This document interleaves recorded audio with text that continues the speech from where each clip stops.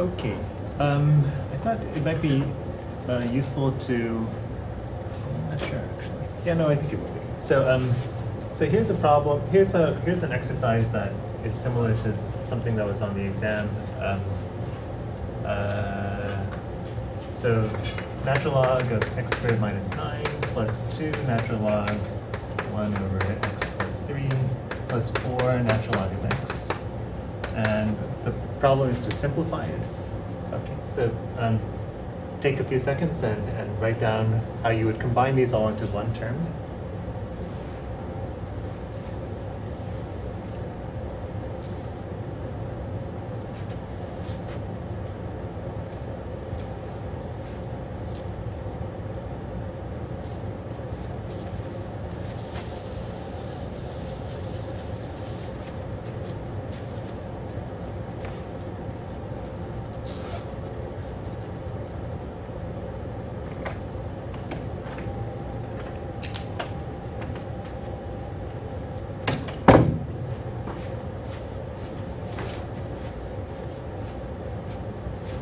Okay, so somebody tell me one thing that we could do to simplify this.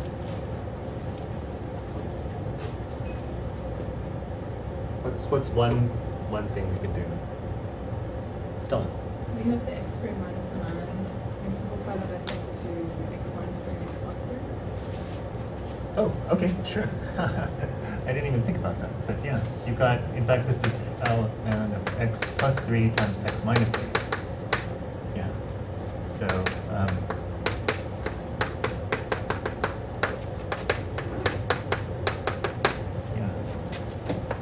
yeah. And then where could you go from there? You got natural log of something times something, so you can change that into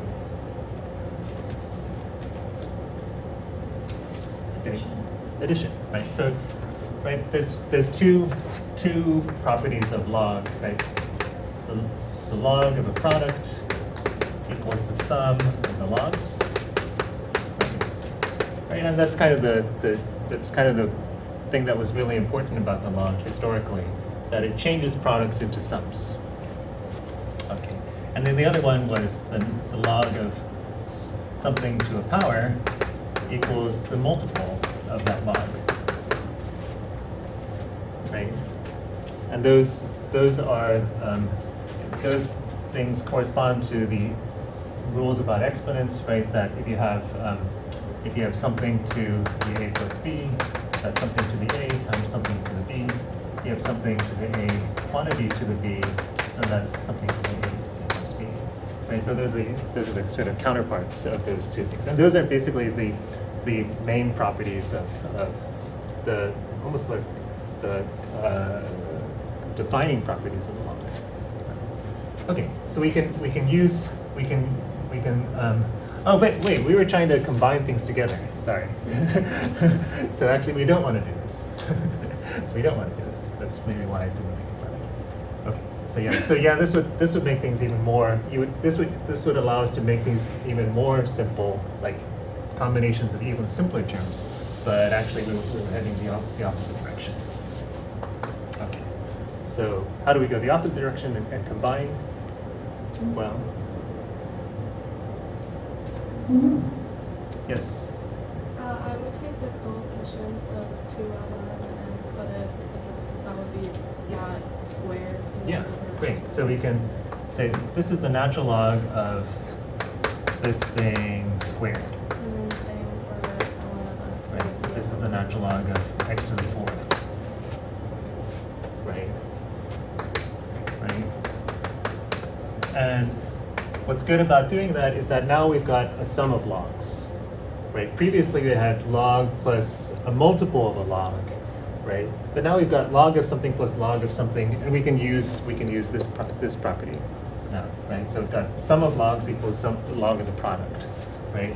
So now we've got this great sum, and so it's going to be it's going to be the log of the product of all these things. So x to the 4th, x squared minus 9 over x plus 3 quantity squared, right? Because you just multiply all these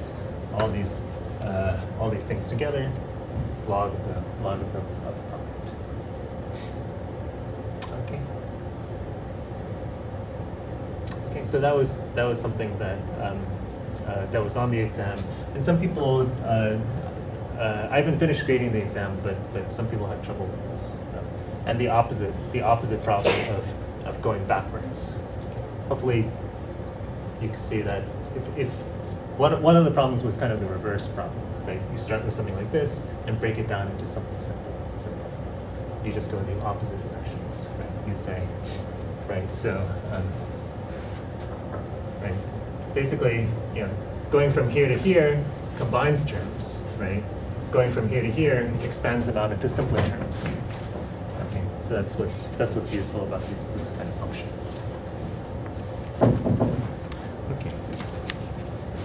Okay.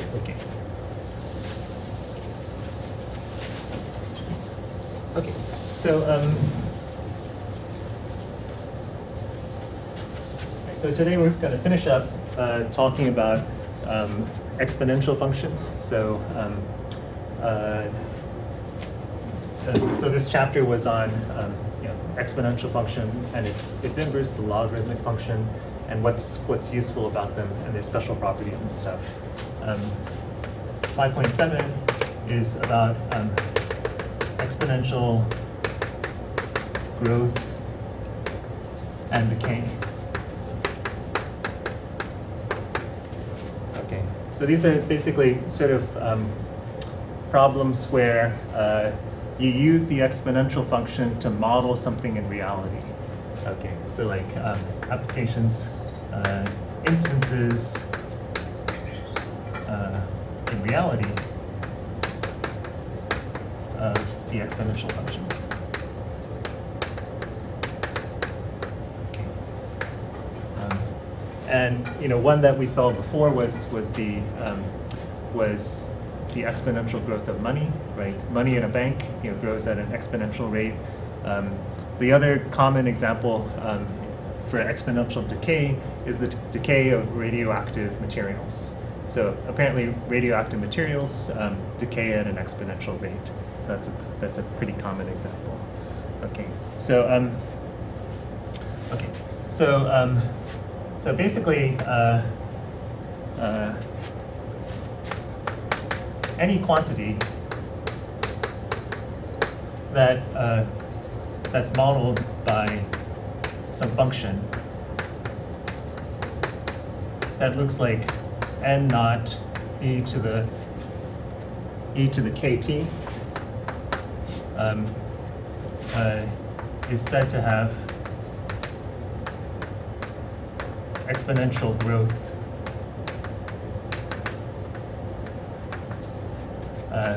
if k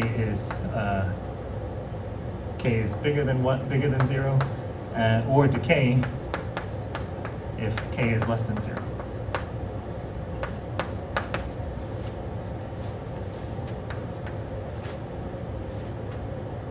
Okay, so whenever people are talking about exponential growth or decay, they're talking about something that grows like this. Okay, so right, if k is positive, then this is going to be growing, right? If k is positive, right, then this function is going to be increasing. If k is negative, then it's going to be decreasing. Okay, so right, this was this business of the exponent, the base. If the base is bigger than 1 or the base is less than 1. Right? Because what you're looking at here, right, if this thing is n naught e to the kt, you can think of this as e to the k quantity to the t. Right? This e to the kt is really e to the k quantity to the t. Right? Yes? Okay, right. And if k is bigger than 0, right? If k is bigger than 0, then what can you say about e to the k? Positive, but even better than that? k is bigger than 0, so e to the k is Greater than 1. bigger than 1, right? So e to the k is bigger than 1, and you're going to be taking something bigger than 1 to a power, to powers, right? So it's going to be growing like this, right? If k is less than 0, right, then you've got e to the k, but k is a negative number, right? So you've got something over something bigger than 1, right? So this is going to be less than 1 then, right? And so as you take higher powers of it, it's just going to shrink. Okay, right? So this k basically, the sign of the k determines whether it's growth or it's decay. Okay, so okay, so so this k is called the growth constant, the exponential growth constant.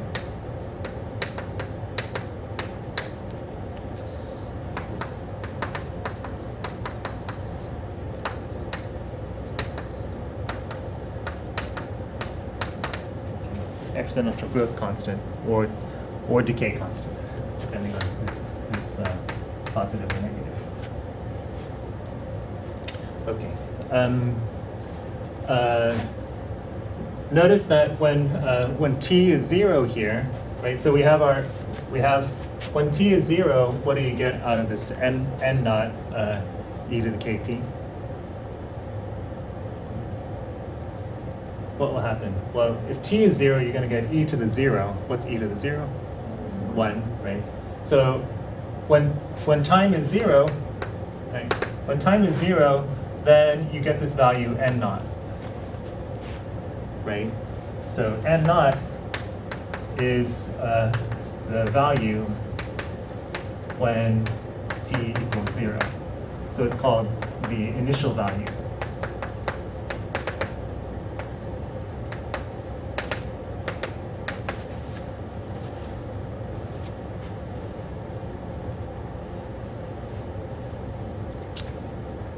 Okay, and so this section is basically a bunch of examples along the lines of if you know that the function that the quantity is if the quantity has exponential growth, right, suppose you know that the quantity has exponential growth, can you determine the function?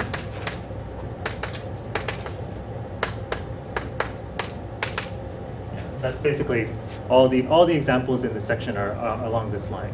Like, you assume that the thing is growing exponentially, so you know that it's going to be n naught e to the kt, right? You know that your quantity is going to be some function that looks like this, and then the only thing is, are you able? Can you figure out what this is, and can you determine it exactly? So you want to figure out n naught, and you want to figure out k. So that's what you need to do. You need to determine n naught and k. Okay, so they'll give you some information, and they'll say,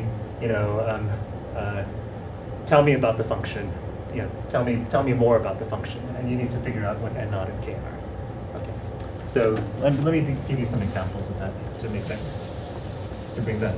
more concrete. Okay, so here's a simple one.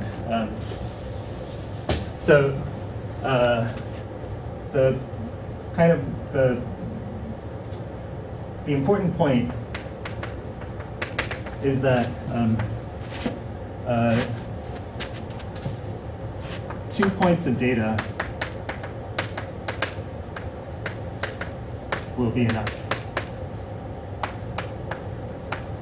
to specify the function. Okay, because it has these 2 degrees of freedom, like n naught and k, right? There's only two things there's only basically 2 variables for this there's 2 degrees of freedom for the possibilities of these functions, right? And so two points will be enough. Just like for lines, right?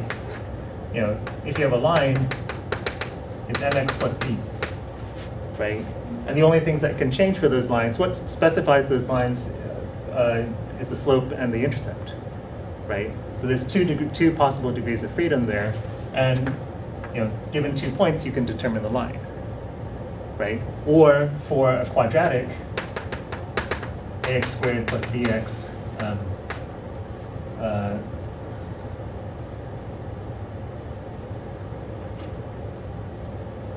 ax squared plus bx plus c, there's 3 degrees of freedom, right? You know, there's these 3 coefficients which, if you're trying to figure out what quadratic you have, you need to figure out those 3 coefficients, right? And it turns out that as long as you have 3 points, then that specifies the quadratic entirely, and so on and so forth. Okay, so this is kind of a general principle, like how much freedom there is, that's how many points you need to specify the function. Okay, so here's an example. Suppose you know that you have some exponential function, so that n of t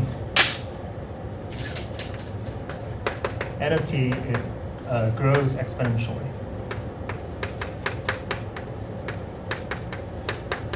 Okay. And when I say grow, it could be decay also. Okay, so it could be negative growth. Okay. So I just don't want to say grows or decays exponentially every time. Okay. Suppose you know that this thing has exponential growth, and you know that n at time 0 is 100, and you know that n at time 5 is 200. Okay.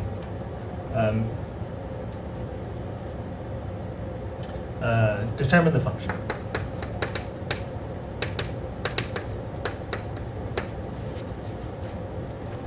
Okay. So with something like this, you say, okay, you know, I know that it grows exponentially, so that tells me that, you know, n of t is going to be some initial value times e to the kt for some k, right? So I know it looks like this. I don't know what n naught is, and I don't know what k is. Okay. In case I don't think I mentioned this, but mathematicians often read the 0 as naught. So if you hear me say n naught, that means n sub 0. Okay. So like naught, right? Like it was all for naught. It was all for nothing. Right. Yeah. Okay. Okay. Okay. So you need to. So you know that we know that the function looks like this, and we know these 2 facts about it, and that should be enough for us to figure out what n naught and k are. Okay. So you say, okay. What do we know? What do we know? Well, we know that n at time 0 is 100, right? So n at time 0 is 100. Plugging that 0 in, that tells us that n sub 0, e to the 0 is 100, right? But e to the 0 is 1, so that tells us that n naught is 100. So we immediately know what n naught is, right? This first fact was really easy to use, right? We could have said that. We kind of knew that already because we said n naught is the value when t equals 0. So that's, just look at it and you say, okay, that's the initial value. So that's our n naught.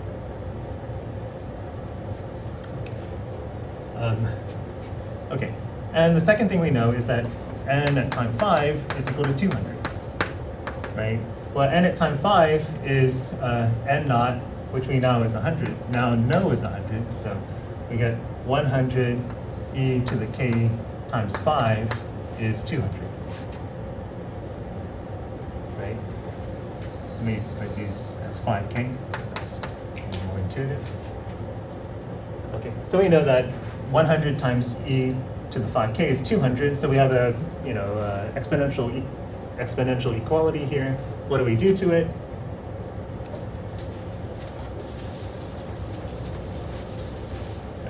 100 e to the 5k equals 200. We want to figure out what k is, so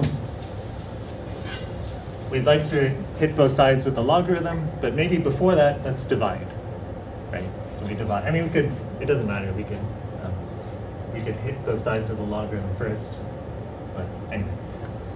So we divide, and we get this. Right, now we hit both sides. Now we hit both sides with the logarithm. You get 5k equals natural log of 2, and so k is natural log of 2 over 5.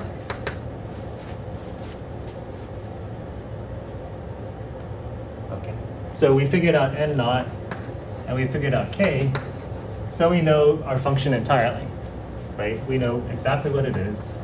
N of t equals n naught times e to the natural log of 2 over 5 t.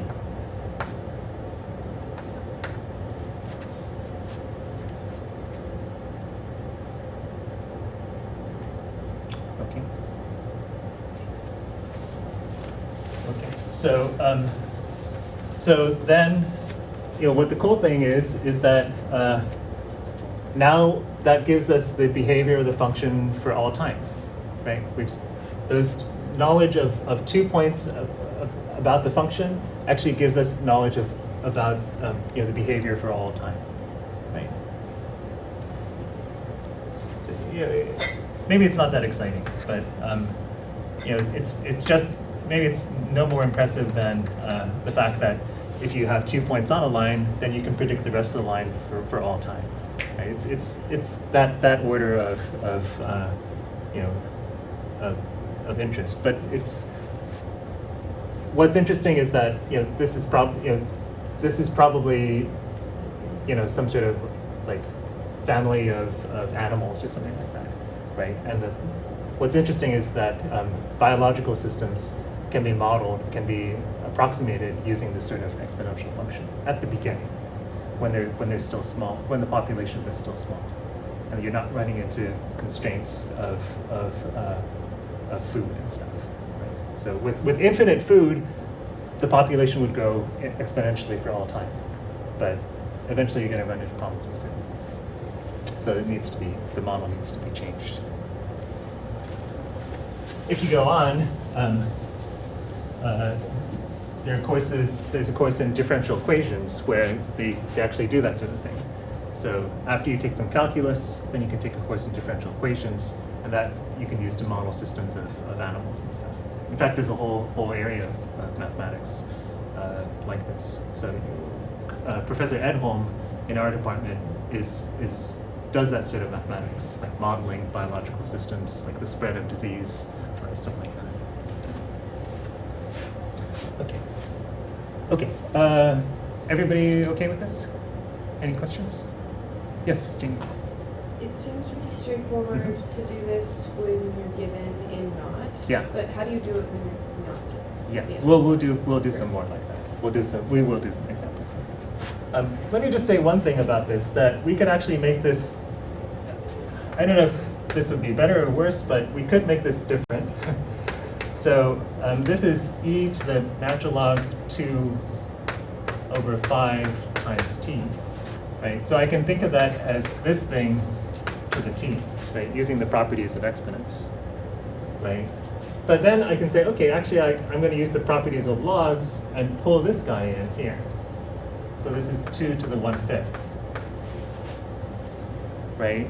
Now I can cancel off the exponential function of the natural log. So this is actually 2 to the 1/5 to the t, which is 100 2 to the t over 5. Right? So maybe that's neater. I don't know if you like that better or worse. It's the same thing. It's exactly the same thing, and if you're using a calculator, you're going to get the same answers, of course, because it's the same thing. But you could use your knowledge of exponents and logarithms to make this a little bit neater. Right? So we had natural log of 2 over 5. Well, that's just 1/5 natural log of 2, right? So that's the natural log of 2 to the 1/5. right? We had, you know, this thing, e to the natural log of 2 over 5 times t, and we changed that to the natural log of 2 over 5 quantity to the t, okay, using properties of exponents. And then we cancel. Okay.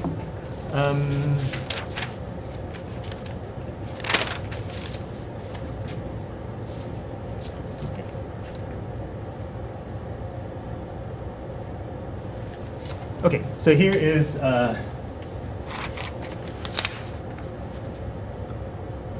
here's a more complicated one.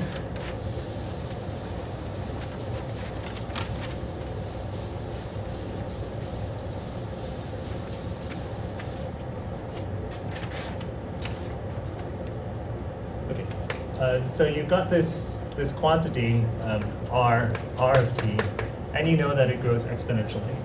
So you know that it's, you know, some initial value times e to some kt, where k is the growth constant.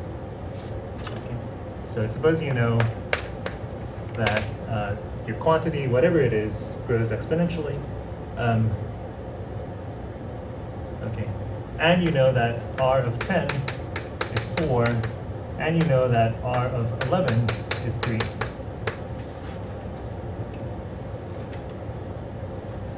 Okay, so the question is, this is some example from the book. The question in the book is, when is r of t equal to 2?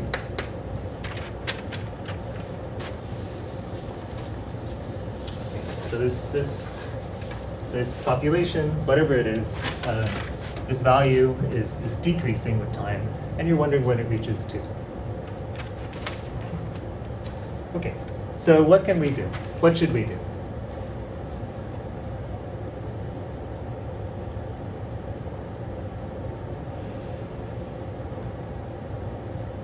What should we do? Well, just start. What do we, I guess the question is, what do we know?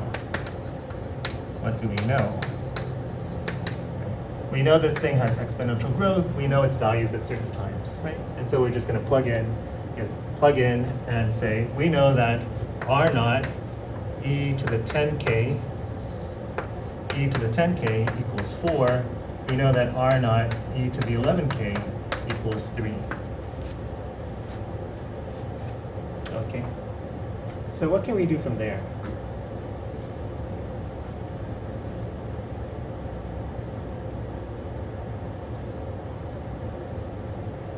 We would like to get, we'd like to know what r naught is. We'd like to know what k is. So one thing we can do is to get rid of the r naught. We can eliminate. Can anyone see how we might use these two together and then get rid of the r naught? Yeah, so. Would you move everything except for the r naughts and then separate it for both of them and then make them each other? Sure, that's a good way. So you'd say r naught is 4 times e to the negative 10k, and we know that r naught is 3 times e to the negative 11k. Right? Right. So just divide both sides by e to the 10k, divide both sides by e to the 11k. Then we know what r naught's got to be equal to both of them, right? And so we know that 4e to the negative 10k must be 3e to the negative 11k.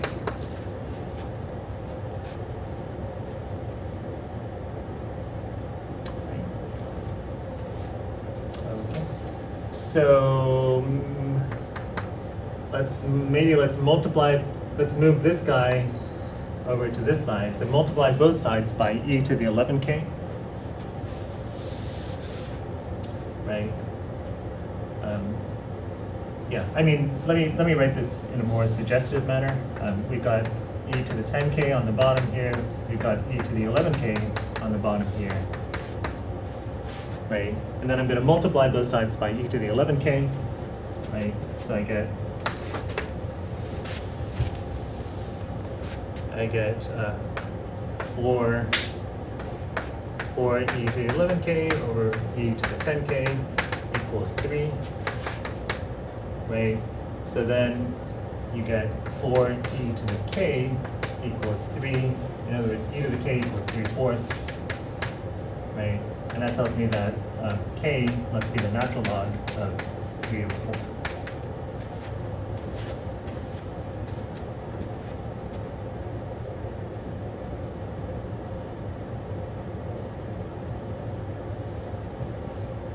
Okay, so just right, we solved for r naught in both cases and said, okay, those two have to be equal to each other.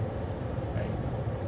It's just like it's just like if you've got 2x plus y equals 3, y x plus x plus y equals 7, or something like that. Okay, you could solve both sides for x and then set those x's equal to each other and see where the common x is. Right? It's exactly the same sort of thing. Right? You've got two equations, you've got two unknowns. Okay, so that's a good way of thinking about this, right? Just apply your previous tactics to this new situation.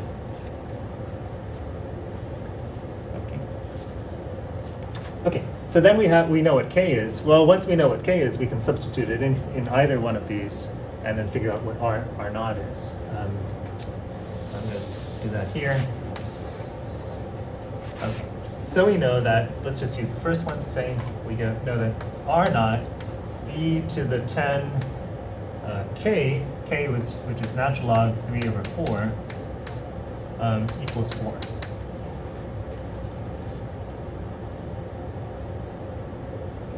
Okay, so what do we get? We see that r naught must be 4 over e to the 10 natural log 3/4.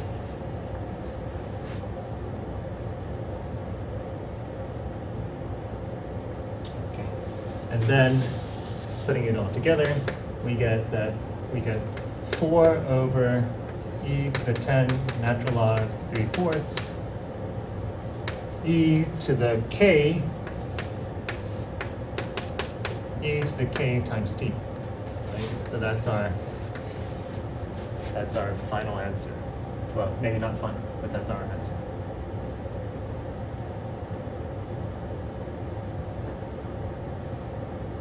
Okay, so we figured out first, we got rid of one of the variables and solved for the k, and then we substituted in k and figured out the other variable. So this should be kind of familiar.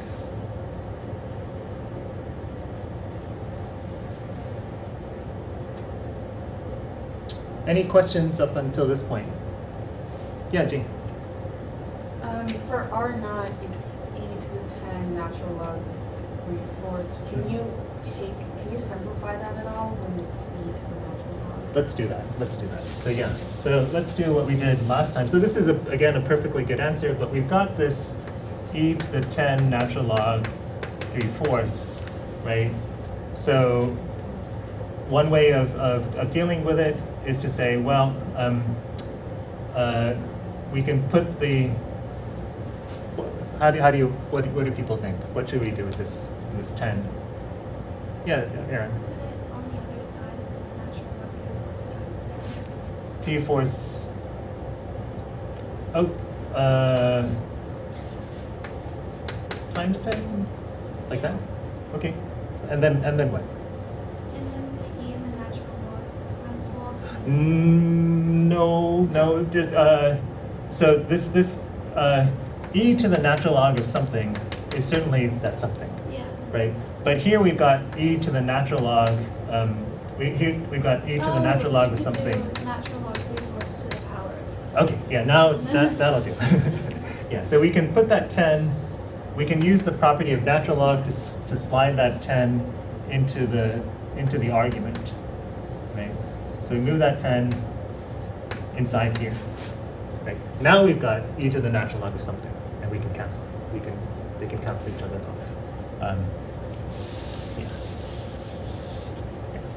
Okay, so yeah, so we've got e to the natural log of this thing. Well, those guys cancel each other off, and we just get 3/4 to the 10.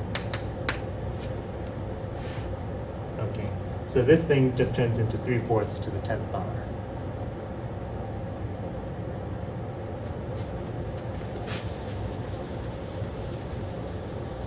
Okay, so let me write that out a bit more clearly. Right? E to the 10 natural log 3/4 equals e to the natural log of 3/4 to the 10. Right? E to the natural log 3/4 to the 10, 3/4 to the 10th power. Right? These guys kill each other off. We get 3/4 to the 10th power. Okay. So this turns into 4 over 3/4 to the 10th power. Okay. We can do something similar here, right? We can slide the t inside, and then they cancel off, and we get 3/4 to the t. Right. So similarly, e to the t natural log 3/4 is e to the natural log 3/4 to the t. Right. Again, we've got e to the natural log of some argument. That's just going to be that argument. Right. So we get 3/4 to the t here.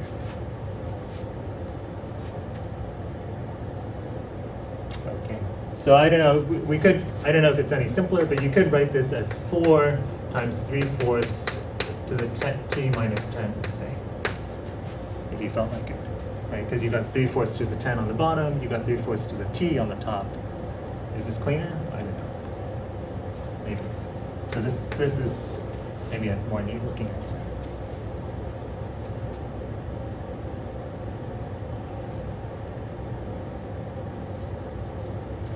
Everybody, any questions? Any questions? Right. So right here, in case people are confused, you got 4 times something to the t, and you got something to the 10 on the bottom, right? So that's just a to the t over a to. That's the same thing as 4 times a to the t over a to the 10, right? So that's just a to the 10 minus t. I'm sorry, t minus 10. Right. So we've got this thing here.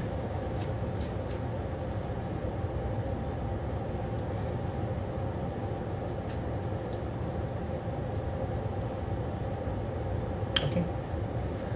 Okay.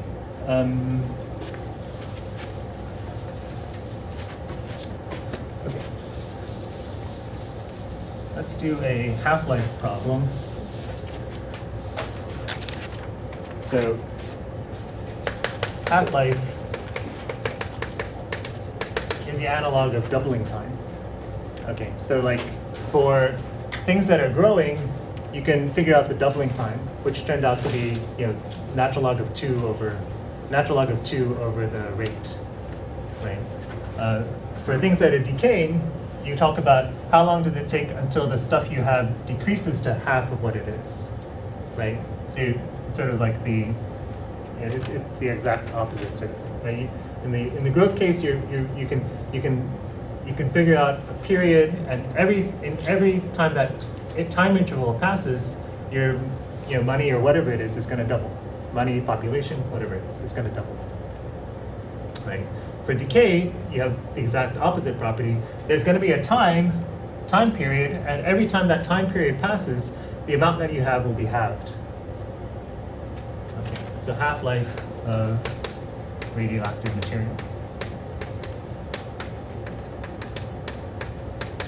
This could also be a half-life of money if your investment, if you're investing in something that has a negative growth rate. But why would you? I guess we all kind of do unwillingly when the stock market is doing poorly. Yeah. I mean, like now.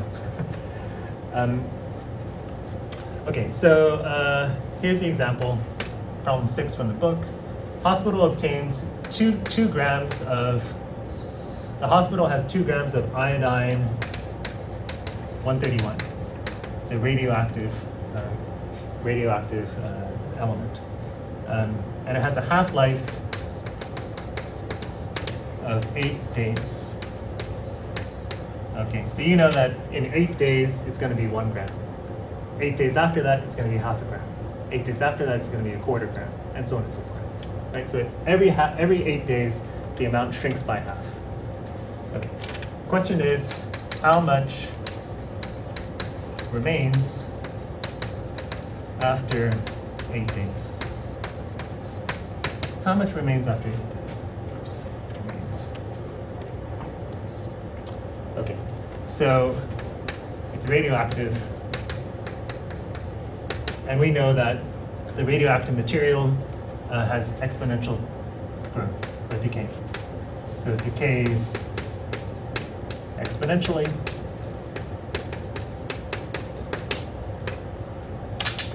Right? It decays exponentially, which means that it grows like, it grows or decays like this. Right? We know that it's gonna be of this form. Okay, and we know that the growth rate is going to be some negative number, right? Because it's decaying. That doesn't really matter. That will churn out. Okay, so we want, as usual, we want to figure out what n naught and k are. This one's a little bit easier because we know that the initial value is 2, so we know n naught already, right?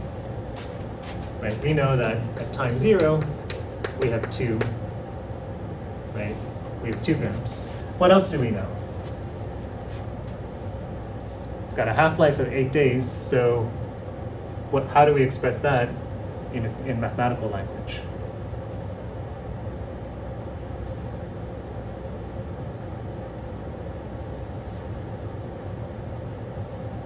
So what does it say? It says, after 8 days, how much will you have? 1. So you know that at the 8th day, you're going to have 1 gram, right? So that tells us that, let's put it in here. We know, right, n naught is already determined as 2. We know that 2e to the 8k is equal to 1.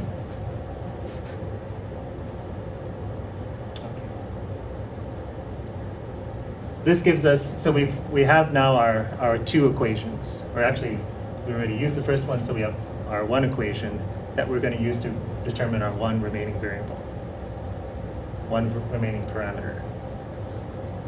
Okay, so now we just use the tools that we've been learning in this chapter, right? So 2e to the 8k equals 1.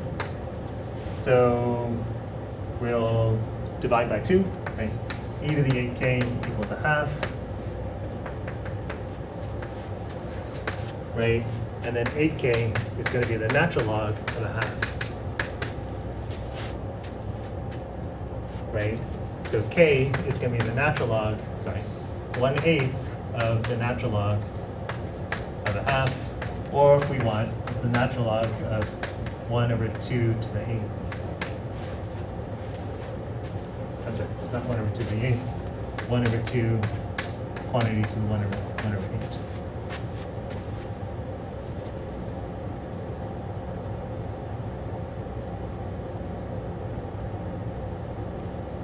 Okay, so that's our k. Everybody all right? Questions? Okay. So that gives us our k. So we've got knowledge for all time now. We've got, this is going to be 2e to the k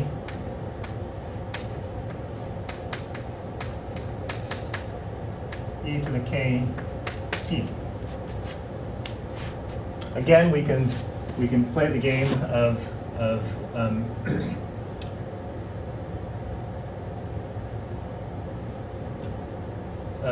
realizing that this is this to the t, right? So this is 2e to the natural log 1/2 of that quantity to the t. And then these guys will cancel off. We get 2 times 1/2 to the 1 over 8 to the tth power. So it's to the t over 8.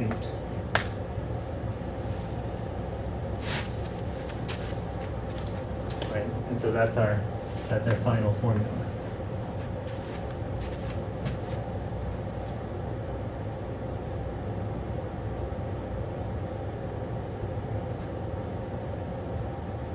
Okay. So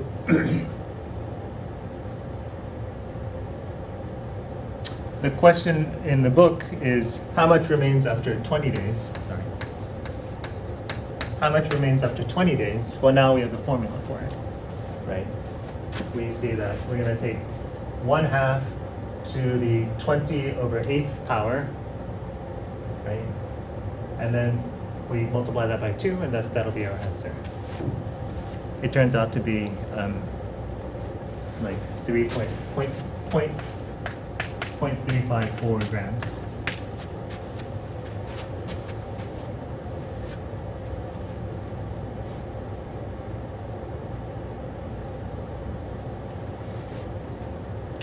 Okay, so let's step back and take a look at, what we did, right? We're given this, that the thing has exponential decay, and we're given 2 facts about it. One, that we have this initial amount, another that we have the half-life, right? Those 2 bits of information are enough to figure out the 2 unknown parameters. Okay, in fact, the first one is one of the parameters, and then the second one we use to figure out the second parameter. Okay, so you say, okay, we know the first parameter was 2, we get this, and then we use our knowledge of exponential equalities to figure out what k was, and then just plug those guys back in, and we get their formula. Okay. I think we may have time to do the last one.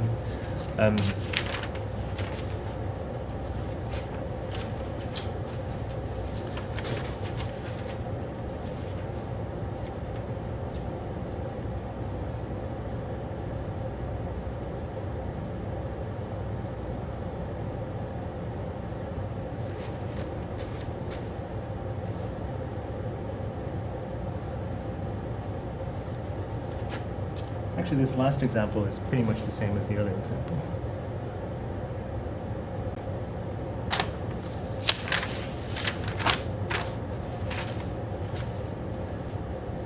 Okay, well, let's do it anyway. Okay, so half-life of some radioactive material, plutonium 29. I think it says. Half-life of plutonium 29 is 13 years. So you've got this radioactive material. It takes 13 years for it to decay to half of what it was. How much of a 5-gram sample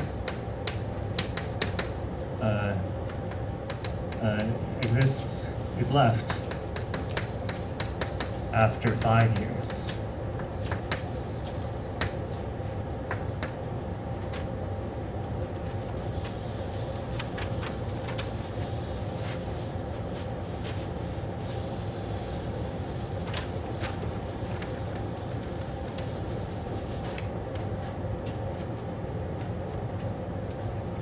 Okay.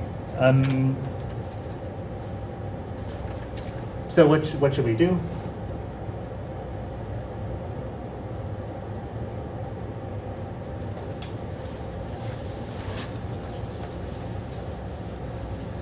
This is basically the same kind of question. So let's just do it again. What should we do? Yeah, so. You said the initial value is equal to 5. Initial value is 5, right? So let's put down some terms here. This is n naught e to the kt. We know that n naught is 5 already, right? Right. It's a 5-gram sample. Okay. And what else do we know?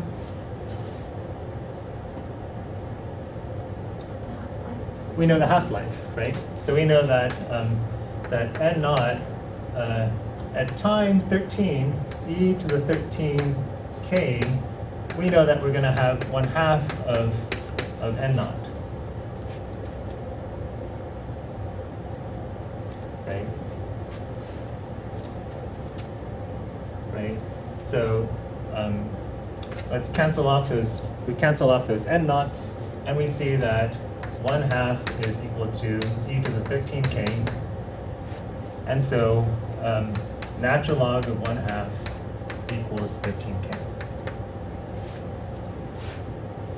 Right? So k is going to be 1/13 of natural log of 1/2.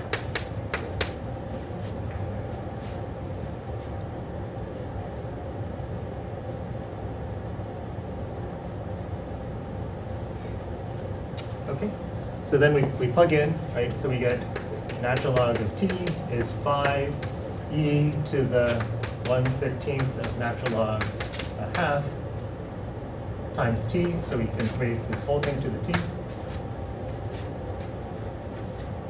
Right? And we do exactly the same things before. We pull this guy in. We get 5 e to the natural log 1/2, the 13th root. The 13th root of 1/2 quantity to the t. It's okay. Right? As before, those guys are going to cancel off, right? And we get 5 1/2 to the t over 13.